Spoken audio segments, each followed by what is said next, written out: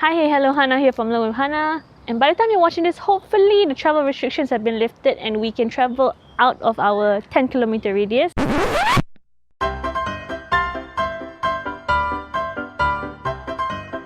But before you do that, there's some checks you gotta do before driving your car long distance.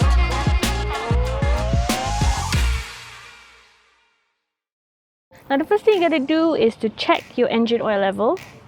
So what you're gonna do is look into your engine bay and find this like stick. It will be a very bright color, could be yellow, could be orange like this. And there's a little hole for you to pull it out.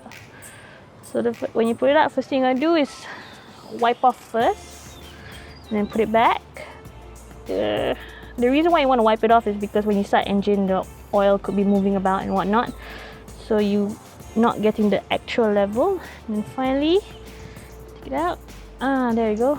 I don't know if you can see, there's like 2 holes there, and it's in between the 2 holes, which is good. The engine oil level is just right, and the color is not too murky, which is okay lah. But my car is due for servicing, so I should get it done. Which reminds me, I should call Honda. I will do that after this video. Alright, engine oil checked. Now check your battery, looks okay. There's no corrosion. Corrosion will be like kind of like bluish white color stuff. This is all just gunk. You can clean it off if you want to, but I mean it's better to clean it off lah, because that could be the reason why you could get corrosion as well. So that's good. And then check your coolant level. You can either check here or you can check down here. Okay, you can't quite see, but from my point of view, I can see it's right on the max, which is good. Wow, good for you, Jazzy boy. You managed to keep cool. And you can also fill up your wiper fluid if you want to. There's still some fluid inside, so it's good. I'm still okay. I'm happy with that. It's not completely dry. And that's pretty much it for the engine bay. Now we're gonna move inside. Alright, so now we're inside the car.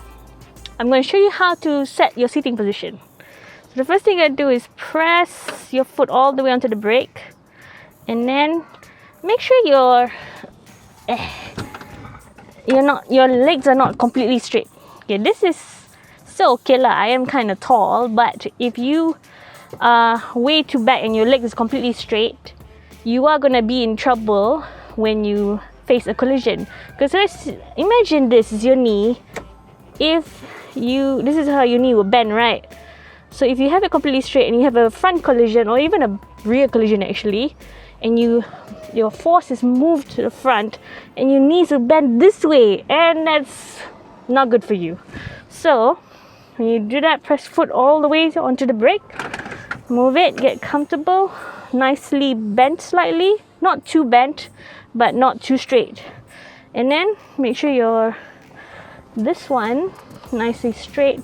And the way to get an optimal position is to make sure you're sitting straight and get your hands on top of your steering wheel and make sure your wrists are touching it.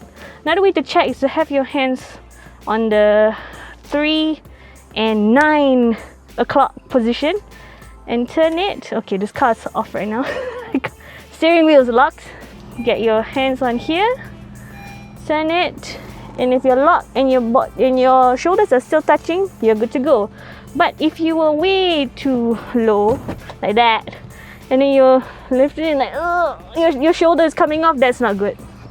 So make sure you are comfortable and still seated nicely and safe.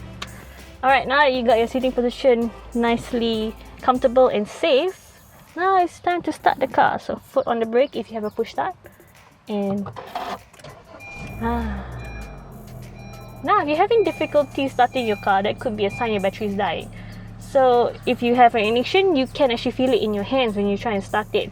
But if you have a push start, when you have your foot on the brake and you press on the button, you will feel a slight vibration on your foot on the brake. It's slightly different than your normal starting vibration. If you drive often enough, you will recognize this, and that is a sign that your battery is dying.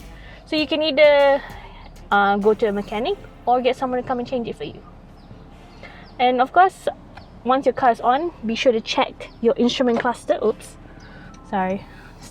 Instrument cluster. Is there any lights coming out, any warning lights?